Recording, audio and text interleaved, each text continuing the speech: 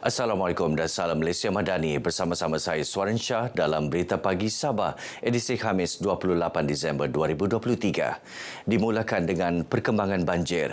Setakat 8 malam tadi, penduduk terjejas banjir menurun kepada 30 orang yang ditempatkan di dua pusat pemindahan sementara PPS di Paitan melibatkan 10 keluarga. Menurut kenyataan, Sekretariat Jawatankuasa Pengurusan Bencana Negeri JPBN Sabah di Paitan, seramai 24 penduduk ditempatkan di PPS Rumah JPKK Kokos meningkat berbanding 21 penduduk pada 4 petang semalam. Manakala di PPS SMK Pamol kekal 6 penduduk. Di Sandakan, PPS Masjid Nur Iman Kampung Sungai Memanjang diisytiar tutup pada 7 malam selaras dengan cadangan daripada Jawatankuasa Pengurusan Bencana Daerah Sandakan disahkan Pengerusi Jawatankuasa Pengurusan Bencana Daerah JPBD Sandakan Henry Idol. Menurut Henry, penutupan PPS berkenaan berdasarkan situasi semasa pemantauan agensi keselamatan dalam JPBD yang mengenal pasti paras air normal dan kediaman penduduk berada dalam keadaan selamat sebelum dibenarkan pulang. PPS Masjid Nur Iman Kampung Sungai Memanjang dibuka pada Selasa, menempatkan 153 penduduk daripada 37 keluarga yang terjejas banjir di Kampung Sungai Memanjang. Kerajaan yang ada pada hari ini seharusnya perlu menumpukan sepenuh perhatian terhadap usaha berkaitan pembangunan dan ekonomi demi kebaikan rakyat. Justru sokongan penuh perlu diberikan di peringkat negeri maupun persekutuan sebagai kestabilan politik sekaligus menolak sebarang langkah menggantikan kerajaan perpaduan secara tebuk atap. Cerita-cerita politik, movement tebuk atap ke pintu belakang, pintu siring apa semua, itu kita ketepikan dahululah. Kita fokus kepada pembangunan ekonomi dan sebagaimana yang tahu kalau dari sudut kementerian saya, kita fokus kepada penambahbaikan infrastruktur asas negeri Sabah. Datuk Shah Helmi menambah, pemimpin di setiap peringkat juga seharusnya perlu menumpukan tugas dan tanggungjawab masing-masing selain mengurangkan karenah politik. Beliau berkata demikian kepada pemberita selepas program penyerahan insentif kepada atlet kontingen Saga Putatan di Pejabat Daerah Putatan. Insentif tersebut diserahkan kepada atlet yang mengikuti 13 acara sukan dan berjaya mengutip pingat dalam Tamasya Sukan Saga baru-baru ini. Banggalah sebab kan hoki daerah Putatan first time antar. Lepas tu first orang terkejut lah, first masuk je juara. Terima kasih Datuk Syah Helmi kerana memberi insentif kepada kami dan rakan-rakan. Terima kasih juga kepada rakan-rakan Saga Putatan telah berjaya menang pingat emas. Thank you kepada Datuk Syah Helmi kerana memberi kami insentif dan thank you kepada coach-coach saya lah juga yang banyak mengajar saya macam mana teknik-teknik berlari semua tu sampai saya dapat emas perak. Daerah Putatan berjaya memperoleh 3 pingat emas menerusi acara petong, hoki wanita dan olahraga selain mendapat 4 pingat perak dan 14 pingat gangsa. Petugas pembersihan, gelaran yang dikatakan tidak popular namun amat penting khususnya dalam memastikan imej bandaraya yang baik dalam persepsi masyarakat setempat maupun pelancong luar. Adakah gelaran tersebut menjadi punca sukar dijadikan sebagai pekerjaan pilihan bagi penduduk tempatan ataupun risiko pekerjaan tersebut sendiri? Kupasannya bersama wartawan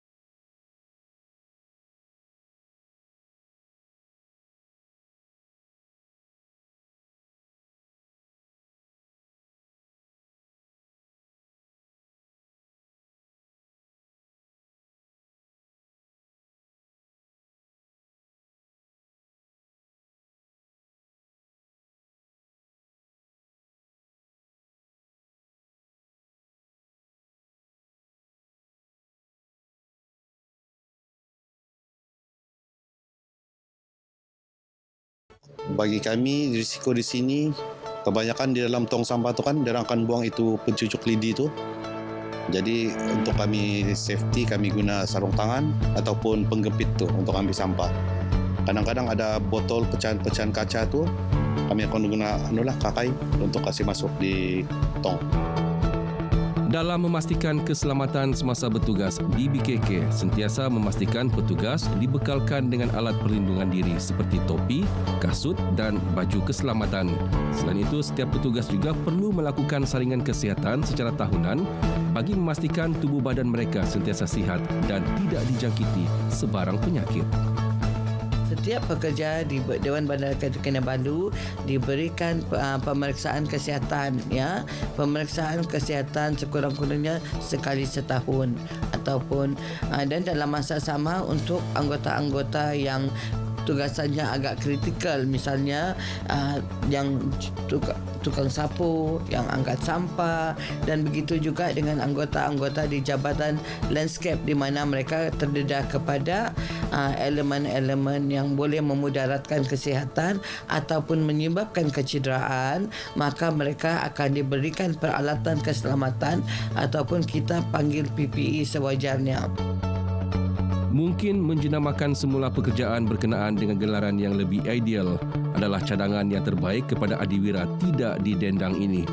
Cadangan tersebut mampu memperkukuhkan lagi dapatan program inisiatif pendapatan rakyat IPR yang dilaksanakan Kementerian Ekonomi pada Julai tahun ini yang mendapati lebih 10,000 pekerja tempatan berminat untuk bekerja dalam sektor pekerjaan 3D.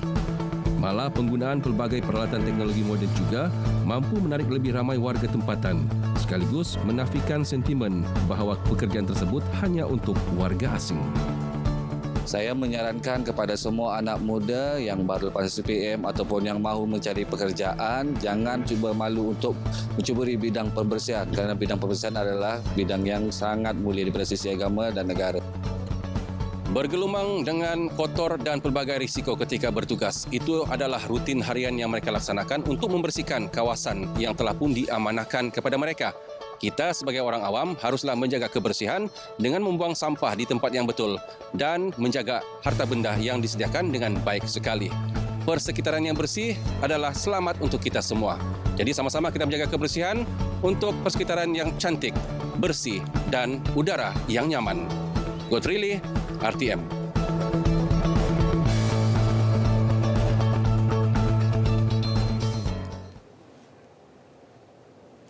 Perbincangan untuk meningkatkan peluang pendidikan di Sabah akan sentiasa diteruskan bukan sahaja di bandar tetapi di luar bandar. Komitmen tersebut disuarakan ahli Dewan Undangan Negeri Adun Luyang, Datuk Pung Jin Ze semasa pertemuan beliau dengan Timbalan Menteri Pendidikan Baharu Wong Kah Woh di Putrajaya.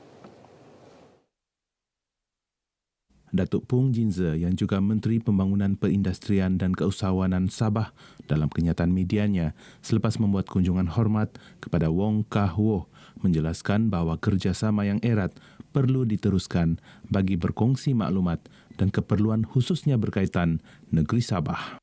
Dalam pertemuan itu, Datuk Pung dan Wong turut membincangkan strategi memartabatkan institusi pendidikan di Sabah selain menekankan keperluan khusus pendidikan bagi kawasan Luyang.